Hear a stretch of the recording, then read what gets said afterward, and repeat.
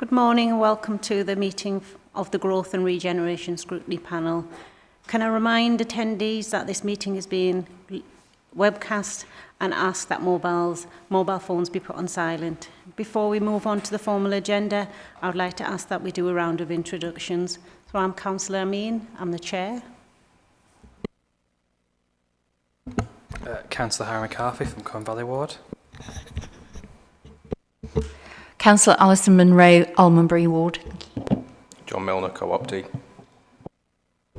Councillor Graham Taylor, Cabinet Member for Regeneration, Economic Growth and Finance. Morning, I'm Edward Highfield. I'm Service Director for Skills and Regeneration here for the item on the economic strategy. Jonathan Nunn, Policy and Partnerships Lead, also here for the economic strategy piece.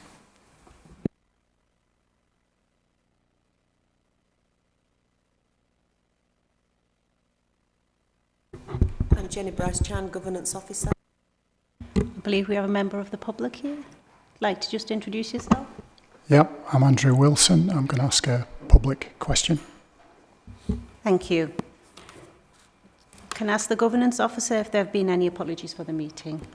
We received apologies from Councillor Bill Armour, Councillor Aziz Darji and Chris Friend. Agenda item 2, minutes of the previous meeting. Can I ask if panel members are happy to approve and second the minutes of the meeting held on the 4th of November as a correct record?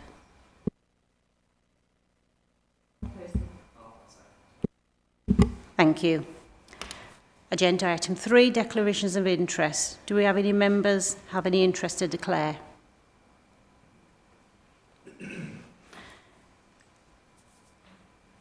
Agenda item 4, admission of the public. There are no exclusion of the public items, and all agenda items we were considered in public session. Deputations and petitions. None received, Chair. Public question time. Do we have any questions from the member of the public? Yes, Chair, we've got Mr. Andrew Wilson in attendance today. He has public questions that he'd like to ask.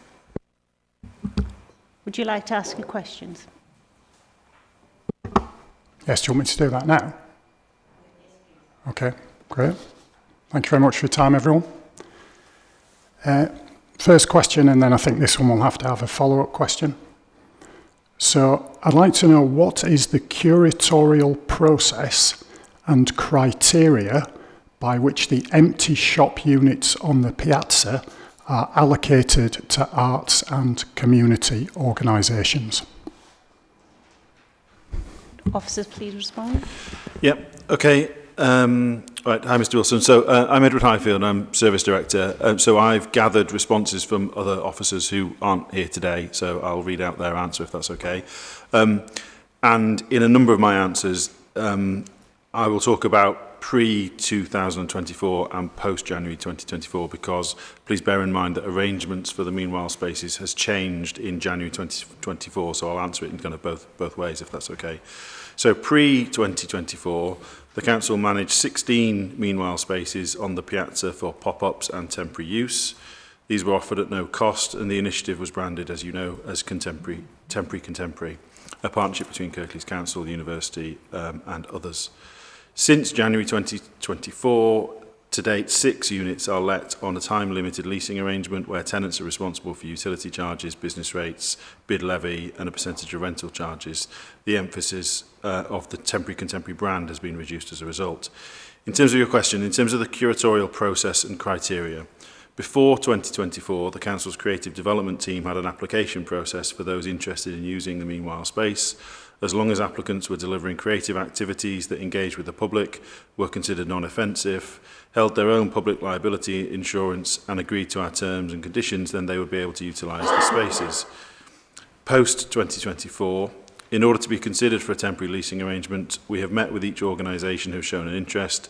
They've had to show a positive track record with us and demonstrate that they had developed as a result of previously using our meanwhile spaces, and that they had plans and aspirations for further growth and development.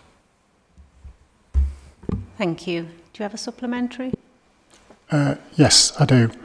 And then a second question after the supplementary question. So how is the activity that is happening and has been happening in the empty shop units on the piazza being tracked, and how is its value being calculated? And I'd like to give an example of what I mean by value. So the worst record covers in the world exhibition, which started in one of the empty shops, has now toured nationally, and last month the DJ Mark Radcliffe tweeted about it to his 80,000 followers and mentioned it on national BBC radio. So that has a value to Huddersfield. How is that value being tracked and calculated? Thank you. Okay, so completely agree that absolutely does have value, and we can try and calculate the tangible value of that. There's also the intangible value, but I absolutely agree with the premise of the question. It does have value to Huddersfield.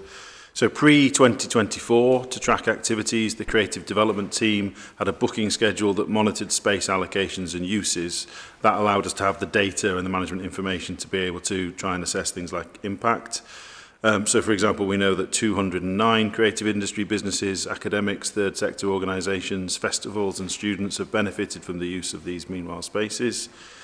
Economic impact spans career development, career pathway, jobs, new businesses, community interest companies created. We know that and can track the increase in high street footfall through showcasing opportunities, audience development and participation, so footfall numbers being a key proxy measure of vibrancy. You probably know more than me, a temporary contemporary book was published and it was included in the Local Government Association feature, gaining national recognition and reputation. Since January 2024, there are currently no empty shop units on the piazza. Each organisation based in the piazza have their own individual aims and impact criteria. They are quite different in nature, so they will have their own different areas they're targeting. They collect and collate some of the data themselves based on how they're funded, so as to illustrate the social value as well as economic impact. So, for example, we know that on the piazza, the Children's Art School worked with over 10,000 children since 2021. West Yorkshire Print Workshop has had an audience of over 5,000 people in the last 9 months, and all organisations have attracted financial investment from multiple different funders to deliver free activities on the piazza and to attract greater footfall into our high streets. It's also worth noting that the organisations on the piazza are now branding themselves as Creative Piazza, where they will work in collaboration to market their offer, jointly curating a programme of creative activity through 2025. They're also working together to collate and report their overall impacts, value and future aims and aspirations for cultural arts. Thank you. Would you like to ask your second question? Yeah, thank you. That was very interesting. 209 uses is fantastic. So my second question is, what data is being collected, what metrics are being used, and over what time period in order to judge whether our cultural heart, in whatever form it happens, has made Huddersfield better or worse? Okay, so assessing the impact of something like the Cultural Heart Programme will take many, many years to be able to fully assess the impact, but it's important that there are baseline calculations taken and then that research is conducted over a long period of time so that we can track that change. The metrics by which the overall Cultural Heart project will be measured are set out in the business case that was approved by Council's Cabinet, so it's important that that's the baseline by which we test it against. We took decisions based on some assumptions. Those assumptions are in the business case, and over time we will evaluate the impact of Cultural Heart against that business case.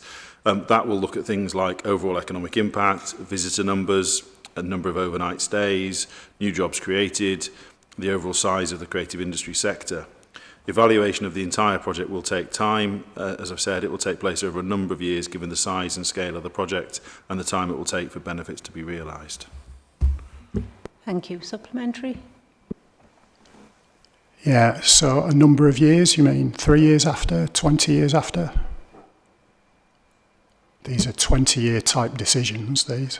Yeah, I think really we need to be, ultimately I think you are talking about those kind of timescales until you really know the impact, but we would be looking to do sort of interim evaluations at kind of 3, 5, 10 years so that we don't have a fixed, I haven't got a fixed evaluation plan that I'm telling you about, but I think I agree with the context of your question. It will be a long time before we truly know I mean, for a start, with the phasing of the scheme, it will be a number of years before all schemes are completed. But it's important that we don't just wait until year 20 to try and evaluate, that you have a series of staged evaluations and you try and assess the impact as you go. But I would argue that the true impact won't be known for some time. Thank you.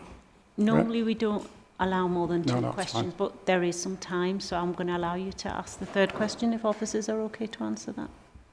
And I'm more than happy to carry on the conversation outside the meeting if that's helpful. No, that was good. I've asked the 3 questions that I had in advance. The second one was supplementary to the first one, so I've done it. Thank you very much, everyone. No worries. Thank you very much. So now, agenda item 7, would officers like to present Kirklees Inclusive Economic Strategy? Chair, can I just do a quick introduction on this? This is a new draft consultation inclusive economic strategy. When we set out to review this, because it was ready for review, we decided that the vast majority of this was actually still relevant. So this, whilst we call it an economic strategy, it's more of a refresh, bringing it up to date, because the basic fundamentals are still there. We want strong economic growth, we want to create well-paid jobs, we want to drive the local economy. So those basics are still there. So it's more a refresh than a total redraft of the process. So I'm sure Edward will talk you through it now. Yep, okay, so I don't have formal slides. We've sent you the draft document, and I think it'd be better really just to get into a conversation about it, but I will just offer a couple of introductory remarks. So with me, Jonathan Nunn, who hopefully will be able to answer questions around data and the evidence base and any the research that underpins the economic strategy, and Chris leads for the council in terms of a lot of our economic development work, particularly our interface with business. So Chris is well placed to talk about the sort of the business dynamics in Kirklees. As Councillor Turner has said, the current economic plan expires in 2025, so it's right that we refresh the plan, and then it will sit alongside the other top tier strategies. A result of being considered what we call a top tier strategy, it needs to go to full council. So once finalised, the draft will go on the flight path through to Cabinet for endorsement and then on to full council. So the views of Scrutiny is all part of the development process to get us onto that flight path. So comments today and other comments that we're receiving through other partnership forums will all be taken on board into a final draft that we take to Cabinet in the new year. So timing of this is quite useful. And really what this is all about is inclusive growth, and sounds deceptively simple, doesn't it? Of course, who wouldn't want inclusive growth, but it's those two words together that is what this is really getting at. We do need to see economic growth, and there's a lot of focus on growth as a term, growth as a concept. What do we mean by growth? How do you calculate growth? Is GVA an appropriate measure of growth? This is absolutely recognising that we do need to see economic growth, but what it is saying is that we need to see a more inclusive form of growth in Kirklees. It is theoretically possible, for example, to be growing at 2-3% on average every year, and you'd say, wow, great, isn't that healthy growth in Kirklees? That would be lovely. But if it isn't driving a decrease in the rate of exclusion, if we're not seeing everybody in society benefit from that economic growth, then it isn't performing the objectives of this strategy. We need to see a situation where everybody is able to participate and benefit from the proceeds of a growing economy. So it is both a growth plan, but importantly, it is about a more inclusive pattern of growth. As I often say, kind of doing this, that means that we have high levels of exclusion. Council and the wider partners internationally, what happens with interest rates, those things have an absolutely huge and profound impact on the Kirk. And we do have proactive, selective investments, such as projects like Cultural Heart, where we do put our effort, we do put some investment, and it's important that we choose the things that we think are going to best deliver our strategy. What's changed in the last 6 months or so is a much stronger, much clearer alignment between national, regional and local policy. So trying to draft this sort of a year ago was a little bit more challenging, but since then we've had the publication of the National Industrial Strategy. So we understand the sectors that the government is trying to promote on a UK basis, and it's very easy to articulate where Kirklees has relative strengths in those key national industrial sectors.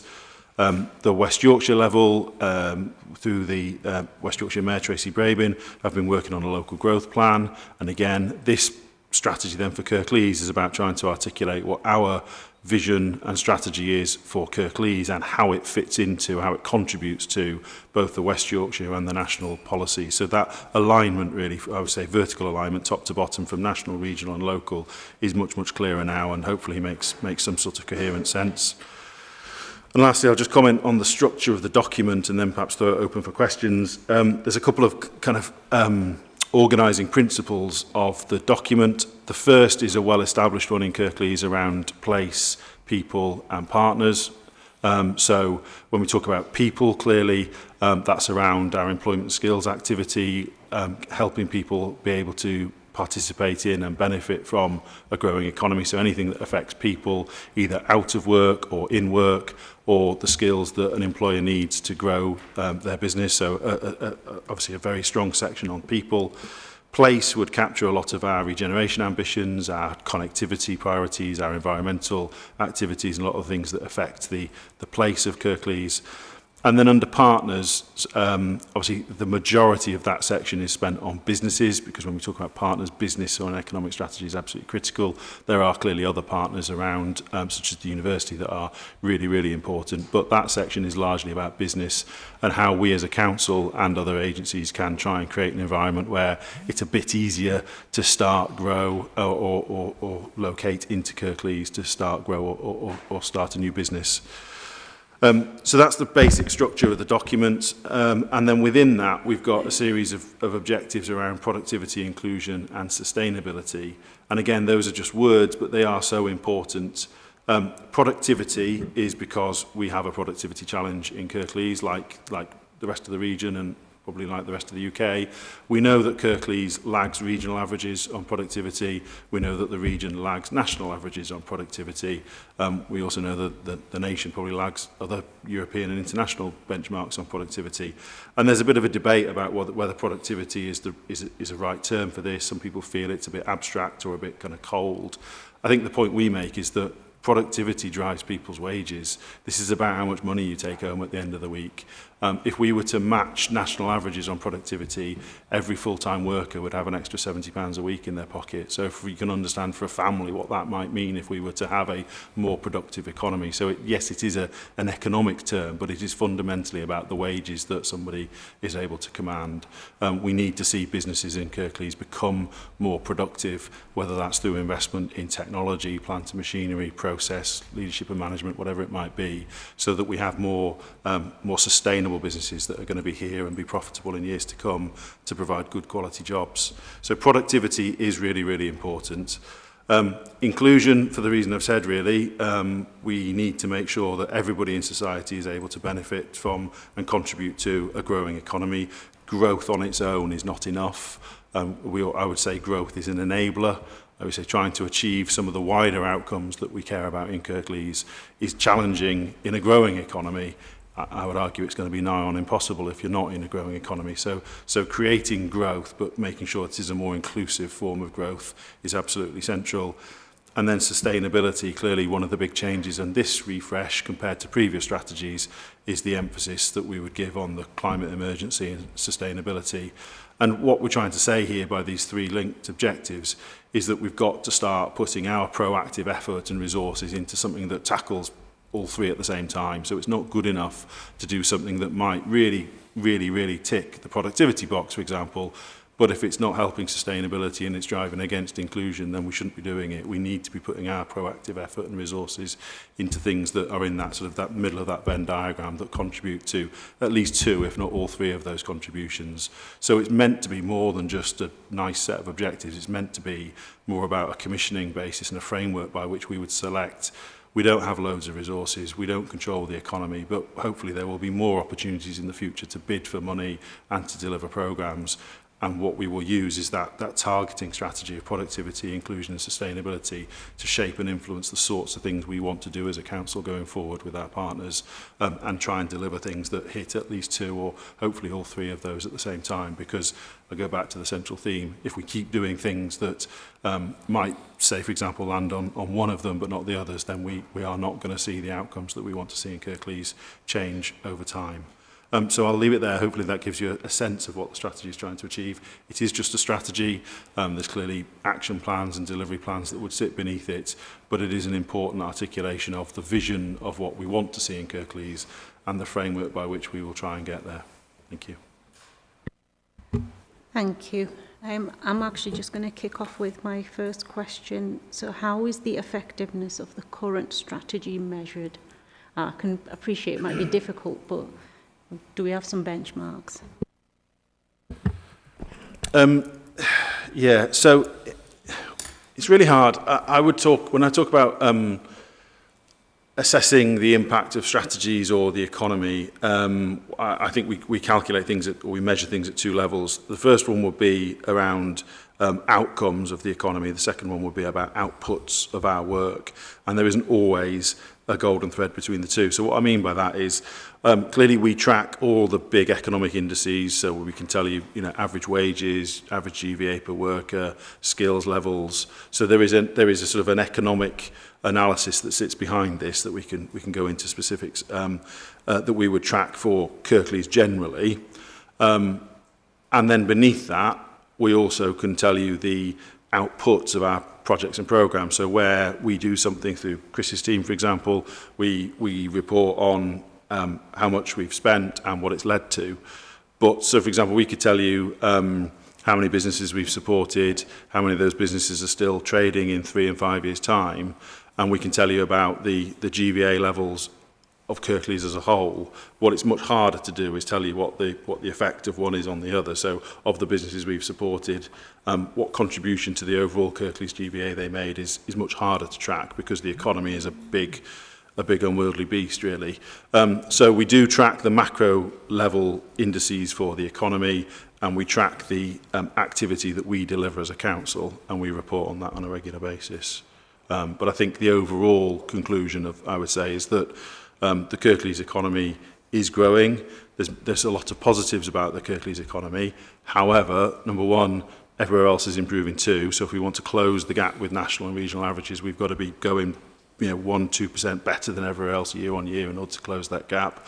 I think I would say, in terms of like an end of year report, I would say we're holding our own, but we're not yet closing the gap. And then also it's back to that inclusion point, is that we've not seen the impact of that growth that has been in the economy impacting on everybody in society. There is still widening inequality in our society, and that's the emphasis given in this time round. Excuse me, can I just add to that? One of the other things we do is obviously through our work with Wicked, we compare ourselves against the West Yorkshire average for all these figures, so we can see how we're doing against our neighbouring authorities, because obviously that lump of West Yorkshire is quite a significant part of the national economy. So we compare ourselves on all sorts of levels. There's tons and tons of information there, how we compare on all sorts of levels with Wakefield, West Calderdale, etc. So we get that information as well, so we can see how well they're doing, how we're doing in comparison, whether we're doing better, whether we're doing worse, etc. So there's more information than you can imagine available, so that's how we track it all. And as I say, actually being compared to your neighbours is really useful because it gives you an idea, probably a better idea of how we're performing than perhaps some of the wider metrics across the country, because we neighbour all those people, so and that gives us a really good idea, I think, how we're doing, and we're doing, compared to most places in West Yorkshire, we're doing, as Edward says, we're not racing ahead, but we're doing all right and better than quite a few of those. Thank you. And that just leads me on to my next question, is the productivity and the health link. So do we have sort of statistics or any agendas or strategies for that link as well? Yeah, so that is a really, really important point. The link between good quality work and better health outcomes and vice versa. If you are off work, there's a good chance for roughly half the people off work, that's going to be for health-related reasons. So it is also a huge focus for government. So in the recent Get Britain Working white paper, skills white paper, there was a lot of emphasis on health. So there will be a significant emphasis on programmes to target people that are out of work and try and remove health barriers for them to get closer to and then stay in in work. There's also this concept of kind of good work, and the point around work that is secure, well paid, that's good for your mental health, for example, is absolutely critical. If you're in work that is low pay, insecure, then it is probably impacting your health. In terms of statistics, Chris, you quoted a good statistic about economic inactivity the other day. Come in. Yeah. Thank you, Chair. I mean, as Edward said, that the focus that you've identified is an increasingly important one for government. Locally, we have around 64,000 residents who are of working age who've been identified as economically inactive, and that means that it's kind of does what it says in the tin in one sense. It means that they are not currently actively seeking work. We know that there are a whole range of reasons for that. Some of those people will be students. Some of them will have caring responsibilities. Many of them will have long-term health conditions that are impacting their ability to get back into the labour market. We know it's around 1 in 6 of that group who are actively seeking work in one sense, or who would like to return to work anyway. And as Edward said, there will be an increasing amount of government investment going into this area over the next few years, and locally, working with some of our key delivery partners, voluntary and community sector organisations that we work with very closely around this agenda, we will have the opportunity to shape how those programmes are delivered locally. How would it affect areas of deprivation? I mean, are we doing anything in addition for those particular areas? Is it too focused a question? Just trying to think how best to respond.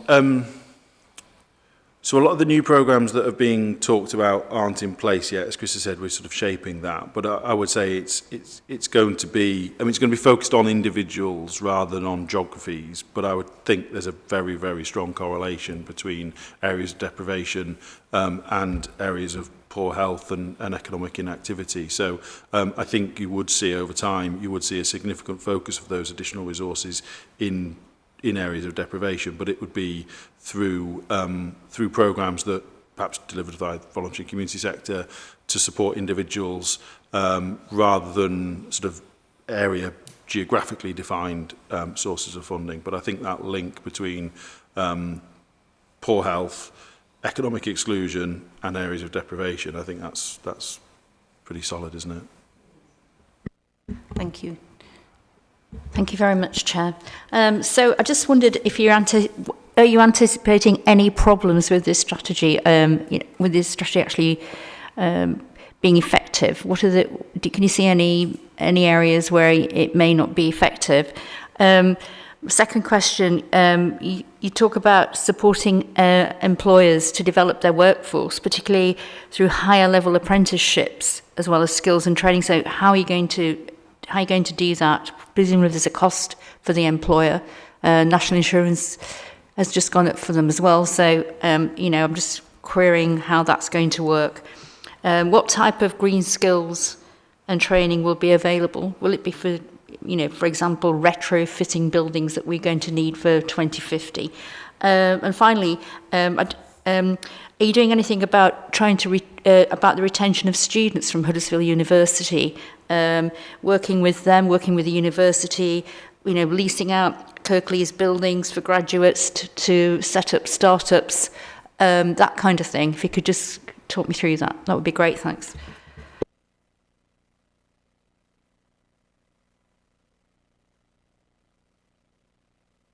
Sorry. I think what I would say is, on something like this, on an economic strategy, there's always more that we would aspire to do, and inevitably we end up talking a little bit interchangeably between things that we would like to see happen in the economy and also the things that we deliver as a council, and they're not always the same. But in terms of problems, I mean, I don't want to turn into the negative here, but I mean, I think clearly, I think the point I made at the start, I would refer to generally, that it's the macroeconomic picture that will always have the biggest impact on Kirklees. So what happens, so the budget, the national insurance changes, or trade tariffs from the US, or a global recession. There are many factors outside of our control that could have a huge impact on Kirklees' economy. Frankly, we could have the best economic strategy in the world, but if the economy goes into recession, then we're not going to achieve our vision. So I think the externalities is a challenge. More local to home, I think fundamentally this is about trying to create the environment where the private sector can succeed. Again, I always take the opportunity to say, we don't create the jobs. The council doesn't create jobs in the economy. Businesses do, by and large. Our job is to try and create the conditions where businesses find it that little bit easier to succeed, to give it a go, to start. If they fail, to start again, or to come into Kirklees if they had a choice about where to go. So we are trying to influence people rather than kind of dictate or control people. So the key thing for me is having a private sector ambition and ability to invest in things like plant and machinery, research and development, leadership and management. So and we know that is really, really hard, because there are massive headwinds that are making it really, really hard for businesses. They are probably focused on survival still, with the impact of inflation. Whilst that's slowed, input prices are still very, very high. So having a time when businesses feel confident and they can make those long-term plans and they can see investment and they can really kind of do their 5-year business plan, I think is going to be key to this. And it feels like, permacrisis is the phrase, isn't it? The last however many years, businesses have been buffeted a lot, really, and whether that is actually likely to change. So I would say that really in terms of our problems. I think linked to all of this is, touched upon the productivity and the inclusion aspects of it, is in statistical terms, we don't really have an unemployment problem in Kirklees. Levels of unemployment, i.e. people that are out of work but actively seeking work, are generally quite low. There are jobs out there for people if they've got the right skills, but we know too many of those jobs are low pay, insecure jobs. So hence we have what we probably do have in Kirklees is a challenge around the quality of jobs. We need better quality jobs, better paid jobs, more secure jobs, not just the number of jobs, but the quality of those jobs.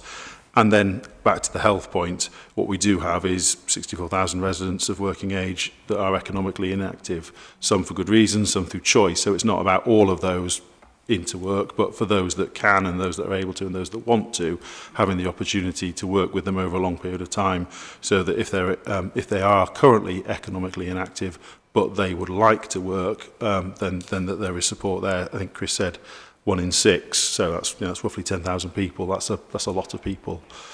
Shall I pause there before we go on to the others? Is there anybody wants to add to that response? Yeah, I just want to pick a couple of points up there. You mentioned the retention of students from the uni. It's well documented that's been going on for a number of years.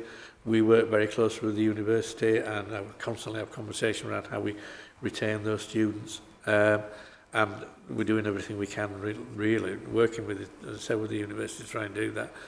Hopefully now we've got the health campus, creating health quality professionals. Some of those will stay local because we all know we've got a shortage of health professionals in the area. So hopefully that will help drive those numbers up of people who do stay here. Just going back to you were talking about the skills. So it is challenging for companies to employ apprentices, if you like, because they take time to learn the trade, which is a cost to the organisations. So one of the things that we were involved with is we've got a building skills village, which we anticipated being actually a building site at Chidswell, but that's been delayed. So we set that up anyway in conjunction with the Dewsbury College, and they've now got 33 people in there, I believe, training. Last number I got, I'm actually going for a visit, funnily enough, this time next week. I'm going for a visit to look at this. it's in a temporary accommodation at the moment, because ideally, as I say, it will eventually move on to a building site, either Chidswell or Dewsbury Riverside. So that's giving 33 people the opportunity to learn a skill in a part of the economy that is desperately short of people, that some of these jobs are now incredibly well paid.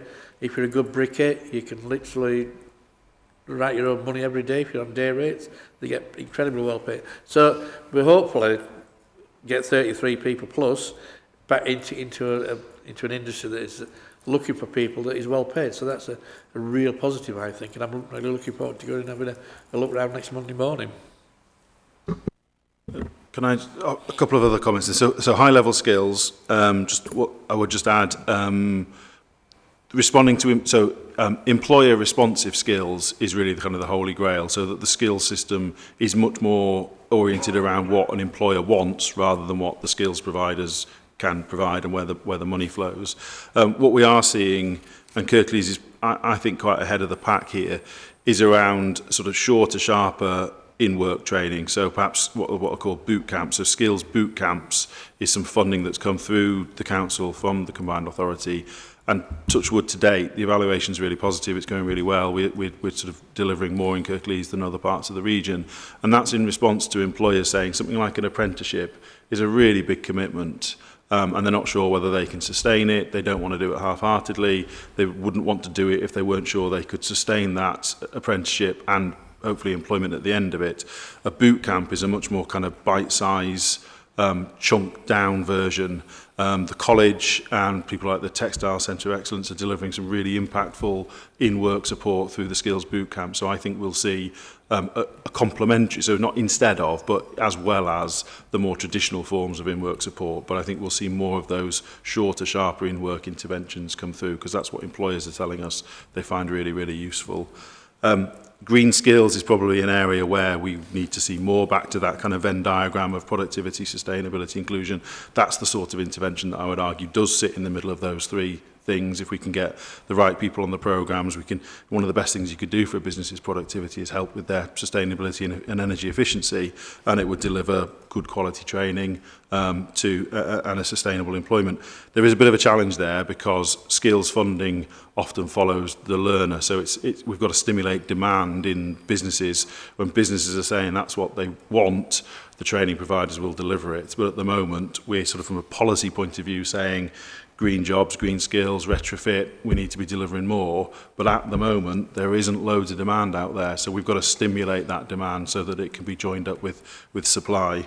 And then on students, we have a slight dynamic, as you'll know, in Huddersfield and Kirklees, that the university, a lot of its students live within an hour sort of drive time radius of the university. So retention is a bit different here than some of the other universities where perhaps the higher percentage of their students come from further afield. I always argue that we should talk about graduate utilisation rather than pure retention, because retain for what? Are they in a job that is utilising their skills, is developing them, is helping the business? Or are they in sort of a more insecure or lower pay area of work? And I think the combined authority are leading a project around graduate utilisation, graduate employability, that I hope we will be able to contribute to and scale up in Kirklees. And the point I'm trying to make is, we're an SME-driven economy. We haven't got single large employers employing thousands and thousands of people. We are an SME-driven economy, and actually, when we talk about an SME up to 250 employees, a 249-person business in Kirklees is a pretty big business. We're more at the S end of the small and medium enterprises. How do we turn that into a massive opportunity, really? So if I'm a graduate and I'm not really sure what I want to do, but I might want to do a bit of sales, a bit of management, a bit of HR, a bit of finance. Well, where better to do some of that than in a small business? You'd get such a grounding in a small business. I would argue you'd learn more in a small business in the first 6 months than you would in a single large employer where you might be in one department. So we have this massive resource called our SME base, and we've got a great university, and we've got to try and connect those two things up, and that's what the Wicker project is trying to do, and it's something, as I say, that I'm really, really keen that we try and do more of, because I think the more we can try and match that sort of supply and demand, then the better, really. But there's all aspirations of what we would like to do more of. Thank you very much. Councillor McCarthy.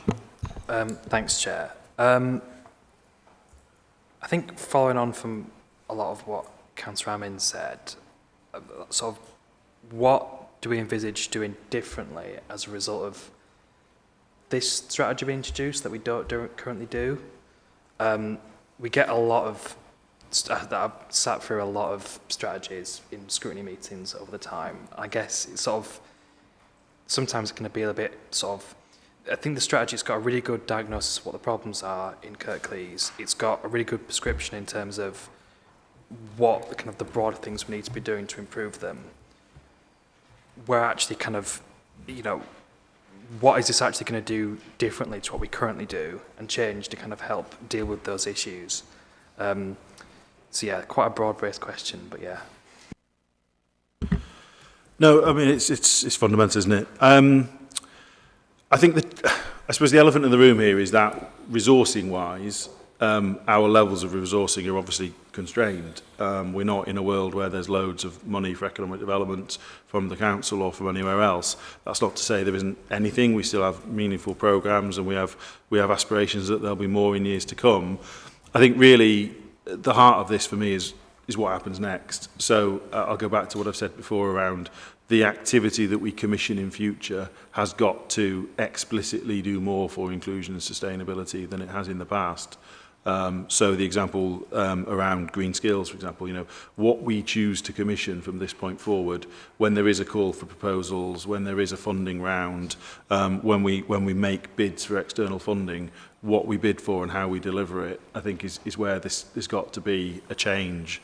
So I think it's more about that commissioning and what we choose to do with the little bit of resource and the little bit of investment that we do have. It's about directing where that goes in future, I would say, if other people have got thoughts. I think the thing I'd add there is the importance, I mean, just picking up on Councillor Turner's point about this being as much a refresh as a new strategy. And there are things that you will see in this version of the strategy that you won't see in the existing version, because the world has moved on quite significantly over the last 5 years with Brexit and COVID, etc. But with the direction of travel with the new government, bringing out a new national industrial strategy, the combined authorities local growth plan, actually having a up-to-date document that states those things explicitly that are our priorities is going to be really important in being able to bring in funding through Wicker and through national government.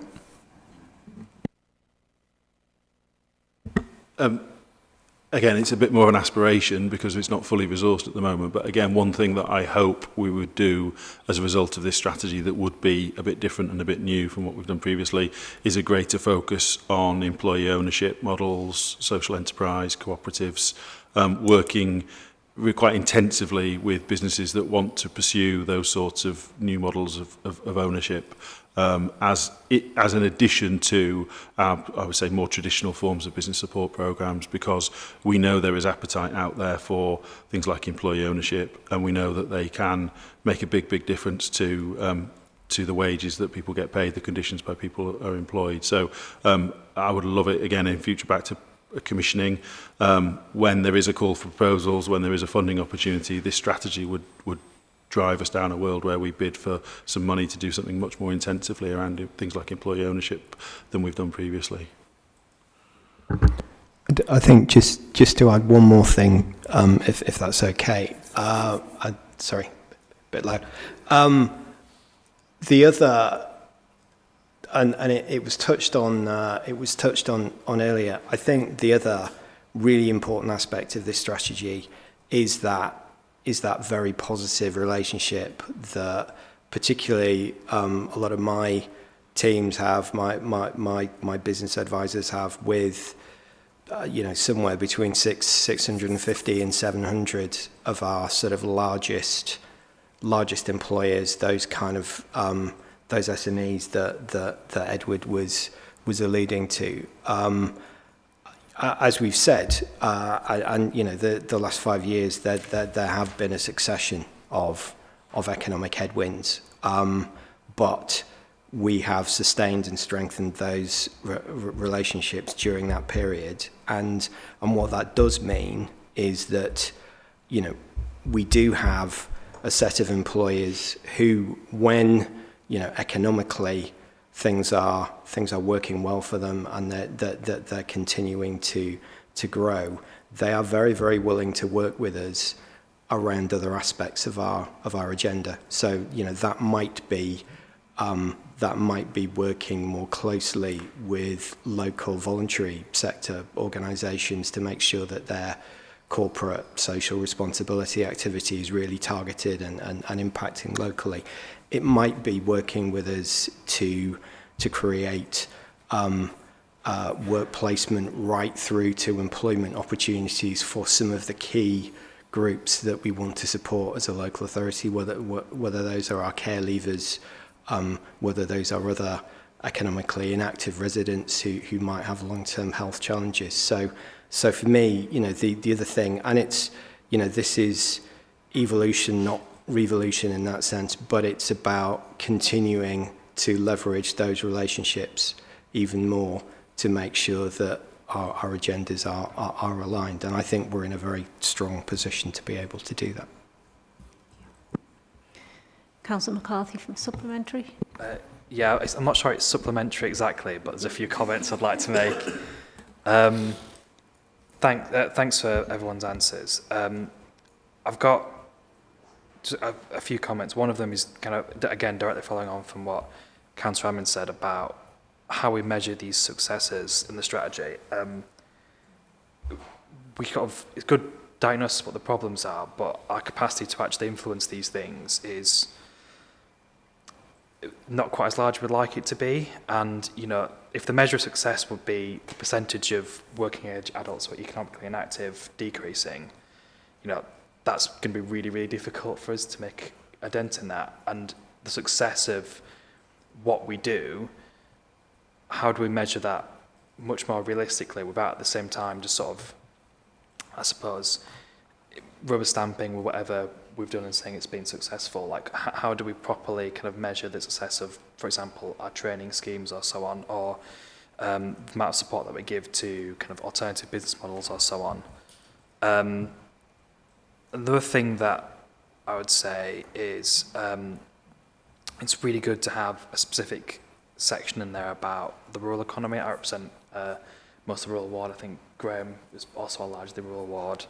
So it's really good to see that. One of the things that has come up, and I do bring it up in pretty much every single meeting now, so apologies for doing it again, but I also sit on West Yorkshire Combined Authority Scrutiny, and we're currently looking at the local growth plan there. And one of the really big parts of that has been that travel corridor between Manchester and Leeds, with us sitting right in the middle of it. At the moment, Slough and Marsden in my ward has just had their direct train services to Leeds removed, so you now have to stop at Huddersfield. One of the demands of kind of local commuter groups, for example, has been at least 2 trains per hour from Slough and Marsden to Leeds and Manchester. That's not, well, it is a parochial point, but it's also something that is in the West Yorkshire Rail Plan, for example. And it just helps if we've got the council, when we're in these meetings, constantly lobbying the Transparent Route upgrade to kind of have these things, because there are, I think, you know, stations like Deaton, Ravensthorpe, Dewsbury, Batley. This will also affect them and have a massive, it will also really improve the economy in these areas. And it's just one thing that has come up a lot recently, a lot of the casework I've been dealing with is the planning system and how it relates to businesses. I'm starting to get a lot of problems with local businesses in my ward wanting to expand or build a new building or something, and really coming into kind of contact with the planning system and kind of getting a really serious block. it's not just one or two cases now. It's quite a lot where, as ward councillors, we're having to sort of bang on the door of planning officers and be kind of like, you know, what's the problem here? And we understand it's under-resourced at the moment. The government has a scheme to hire more planning officers, but those not quite in the pipeline yet. You know, policies like green belt policies or policies on noise, environmental pollution, noise pollution, they exist for a reason. That's to protect neighbouring residents sometimes, but you know, we've got like one planning application where it has 300 supporting comments on it, and then the officer is still kind of from neighbouring residents, and the officer is still like massively opposed to it. You know, it's incredibly frustrating, and it would be good to kind of, as part of the local plan as well, just kind of renew these policies and look at them again, just so that we're not kind of stifling or frustrating businesses as they plan to expand. Thank you. Councillor Turner to respond. I just want to pick up the couple of things about what Harry said there about planning. You're right, we know we've got issues in planning, but over the last 18 months, 2 years, we've gone a long way, made significant changes to the way we run the planning department. As you know, we went down to 2 committees and gave planning officers more delegated powers to help speed those processes up. We've got a new development charter in development at the moment, we shall hopefully introduce early next year. We've made changes to some of the statutory requirements because in certain areas we've been going above and beyond the statutory minimum, so we're going to cut that down to actually meet the statutory requirements, and that'll be it. We're also looking at being a bit more, how can I put it, a bit more ruthless with some of the applications, where in the past we might have let them have 3 or 4 amendments before we say yes or no. We'll cut that down to a more acceptable level of one free go, and then if you can't make it work after that, you'll have to submit another application or start again. And that's all designed to speed the process up, and hopefully those changes, the changes we've already made will be having an impact. The changes we're going to introduce in the next few months will also do that. Don't forget also at this moment in time there's a national consultation, I think it's due out Wednesday, the feedback from the consultation about the consultation that the government did with the local authorities around the planning system. So yeah, I get there's problems, Harry, but sometimes it's about quantity and not quality, quality not quantity. We achieve above our nationally set targets. Sometimes we're a bit slower, I get that, but if we get to the right outcome, that is a positive for the developers sometimes, that we eventually get there. It can be save them time and money in effect, by working with them, saying, well, you can't get away with that, but if you do that, we've been very good at that. So I said, we achieve above our national targets on applications. It is a bit slower sometimes, I accept that, but at least we recognise that and working towards improving that process. And we'll have to wait and see what changes suggested by the government following the recent consultation. I'm just going to say one thing, Harry, you've got to bear in mind that the ones you hear about, the ones that might be difficult, you don't hear about the dozens that go through every week without a problem. It's always the ones that might be a bit sticky, and without not denigrating the whole industry, there are some people out there within the planning structures, that's planning consultants, planners, architects, developers, that try and work the system, shall we say. So it's not always all our fault. There are some people, as I say, out there that do try and challenge us, shall we say, and we meet that challenge head on and work with them to get around those challenges. But as I say, you're only about the tricky ones, not the dozens and dozens that go through every week without a problem, and people can crack on the bill. And we want to work with builders. This is an economic strategy. Without building new factories, without building new places of employment, without building new homes, this fails. We've got to have those. We've got to have that space. We've got to work with companies because we need the SMEs to expand. So that usually means more buildings. So the economic strategy is all really falls around how can we help those people expand? Where can we help? Where we're going to build a new factory, new warehouse, new houses, all those sort of things. So all that fits in with this economic strategy in effect. So yes, issues at times, but also we're working our way through those issues. So a couple of comments on the others. I might throw rural economy over to Chris in a minute, and he can talk about some of the things we do around rural economy. So there was measurement, rural economy, Leeds and Manchester, and planning. If I comment on the measurement one and the Leeds and Manchester one. How do we measure? I think that's what I was trying to say earlier in terms of the difference between outcomes and outputs. So if you take the example of a decrease in the number of residents in Kirklees that are economically inactive, we will be able to say over time whether we have increased or whether we have decreased. It might have absolutely nothing to do with us, but we would be able to tell you at a macro level what has happened. At a project level, we will also be able to tell you exactly how many people we've worked with through projects that we've delivered or been involved in, and what's happened to them after sort of 12, 24 months. But you could, because of what we're dealing with in the economy, and we don't control the economy, we could have a situation at the two polar extremes where we've had some fantastic local employment programs with some brilliant successes getting people into work that wouldn't otherwise have got a job. But the macro picture could be going the wrong way because the economy could be in free fall, or the inverse could happen. We could have a really buoyant economy with lots of things happening naturally, and all of our programs could be rubbish. And so it's not cause and effect, I suppose is what I'm trying to say. We track the macroeconomic outcomes, and we track the specific impact of our work, and we try where we can to trace the line between the two. But it's not. There's a lot of other things going on in the economy that means that's not always clear. But we certainly measure at both the outcome level and the output level. I hope that's clear. In terms of Leeds and Manchester, I think that's a really good example of where, again, back to we don't control the economy. There are certain things that we do and we're responsible for and we deliver.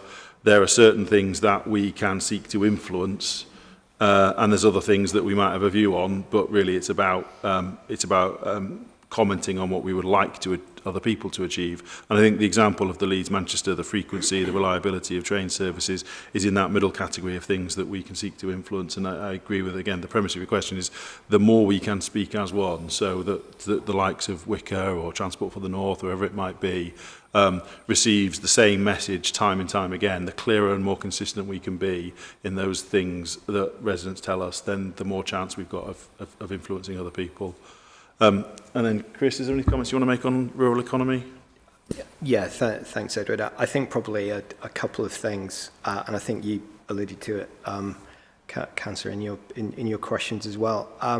It is incredibly important that we have the right industrial and wider employment sites in the right locations, and that almost certainly does mean, looking at where those sites are allocated in places like Marsden, Slaithwaite, and other rural communities. But one of the things that our businesses tell us consistently is that actually retaining a skilled workforce is hugely important to them, and therefore that does mean having sites in places where they can do that, and so that will be one of the important considerations, I think, as the local plan moves forward.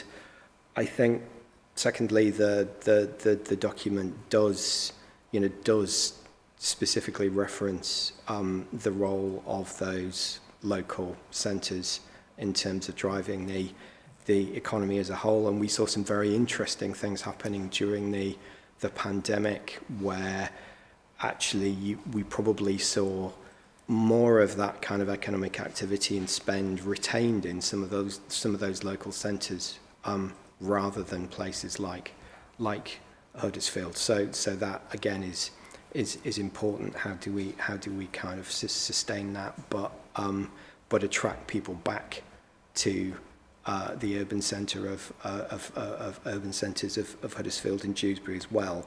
I think finally there is, and again it's referenced in the strategy, there is an opportunity for us to do more to promote the visitor economy and tourism. We have some thriving businesses in that sector.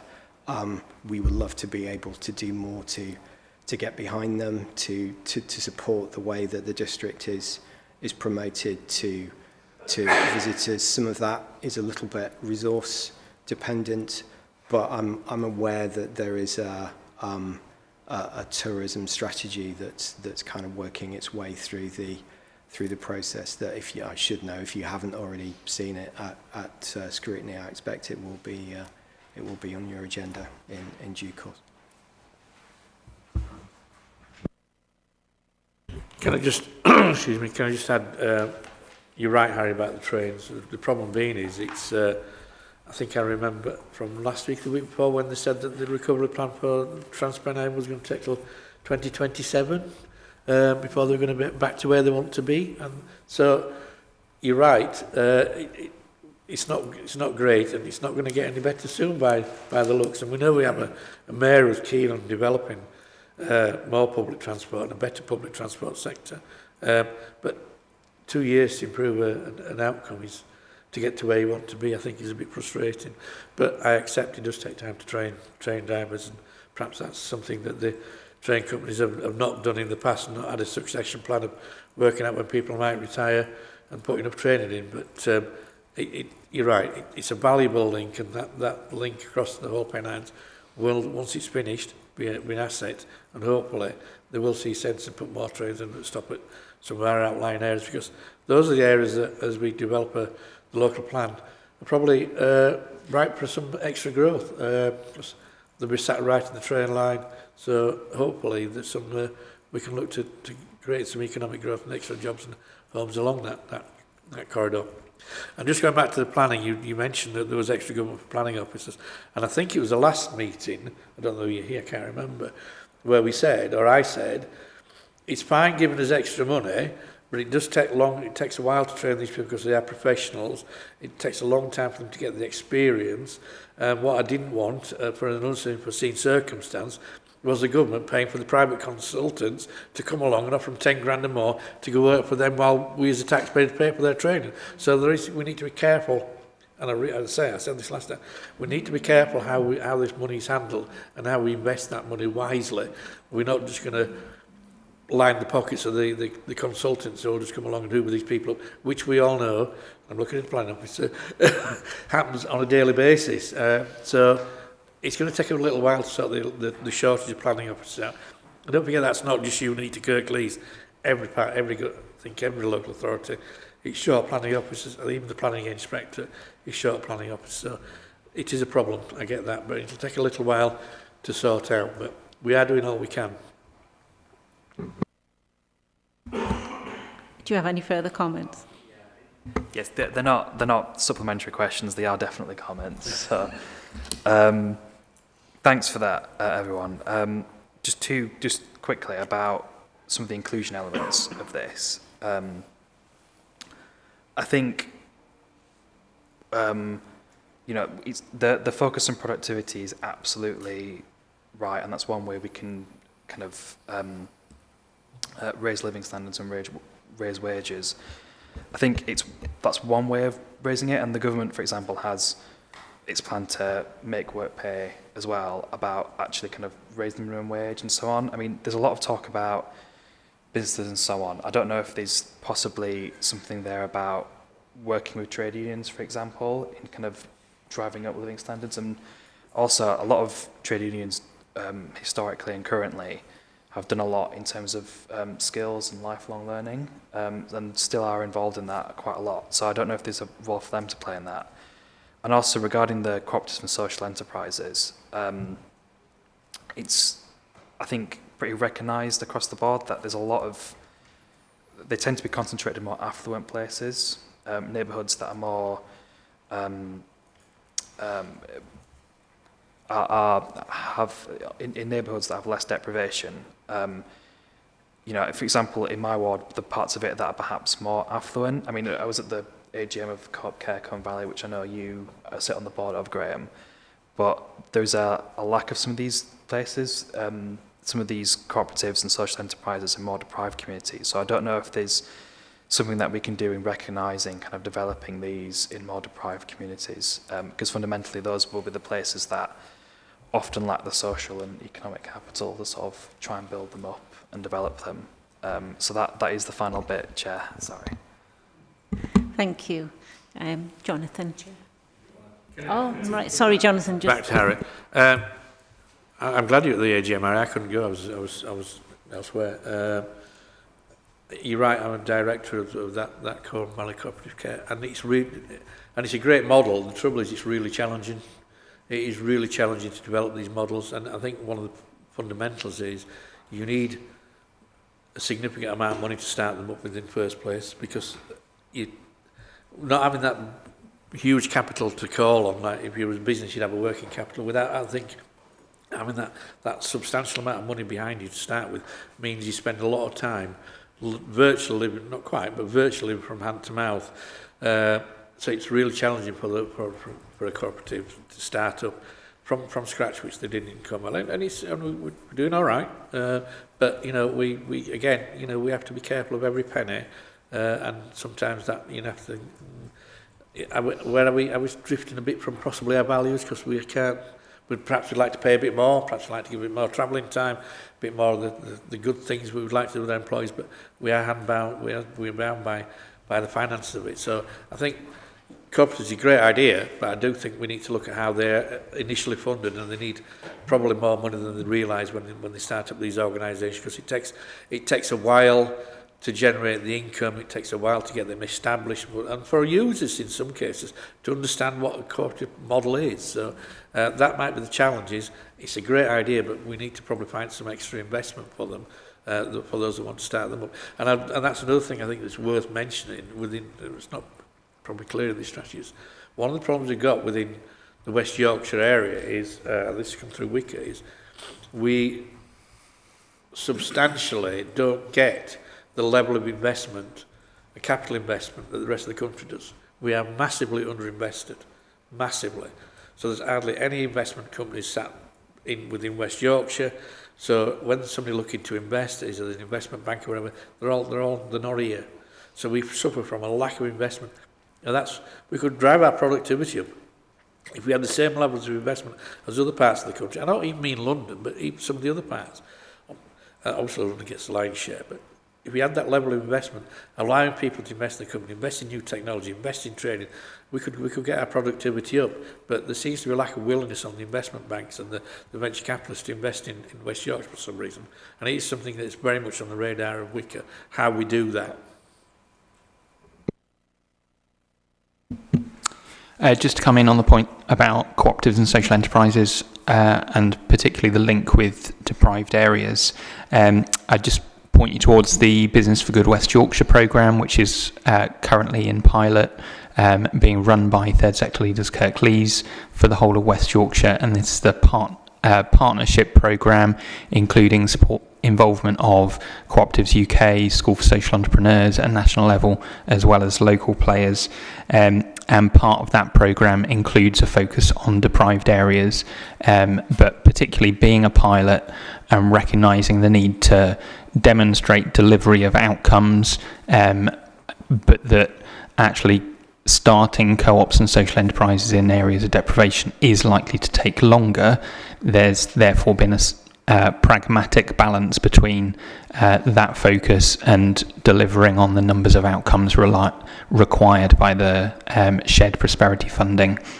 It's also worth noting that obviously we'd hope that would continue beyond the pilot, and that very much links into the government's ambition to double the size of the co-op and mutual economy, and the recent formation of the announced formation of the Co-ops and Mutuals Council.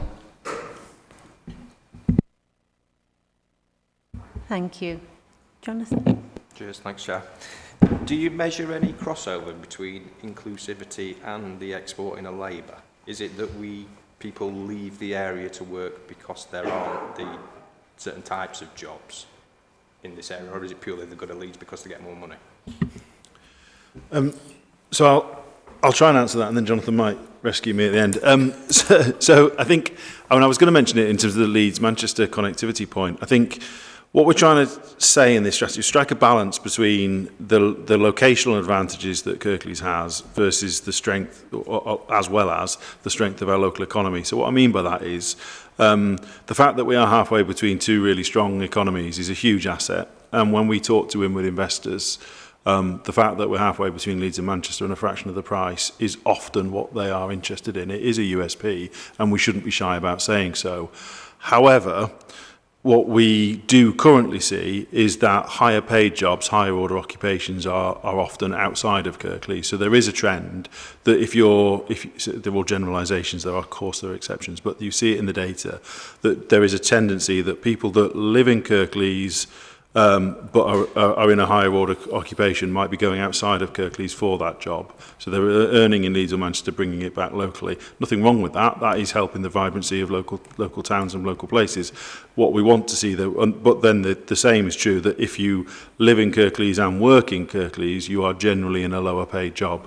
So what we need to see is, in effect, a best of both worlds scenario where you can still access a good quality, well-paid job locally. You don't have to go outside of Kirklees for that economic opportunity, but also the fact that you have that good connectivity, good access to external markets is an extra string to the bow. So we want to make sure that it is a sort of a best of both worlds strategy rather than a reliance on going outside of Kirklees for high order jobs, which is the trend that we do see currently.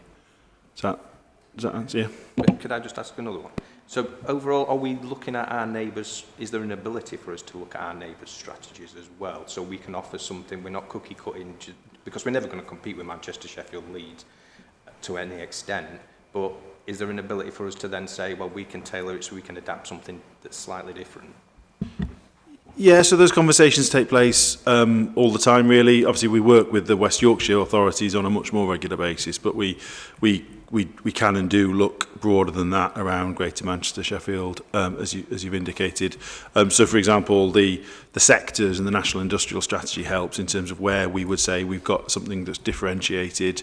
I would say if you look at within the health and life sciences sector, Leeds is very much focused around the data aspects of health and the health economy, doing loads of stuff with the NHS around data. Obviously, they've got a very strong technology and finance sector in Leeds, so it's a kind of a what do they call it, kind of fintech, health tech, sort of data-driven. That's not where the University of Huddersfield are focused, for example. The National Health Innovation Campus here is much more at the kind of the vocational training end, the community impact. So they're complementary. Even within West Yorkshire, we've got complementary sectors and specialisms. There are obviously other areas where we would say we compete as well. So I would say some of that differentiation between us and elsewhere comes through our emphasis on different sectors.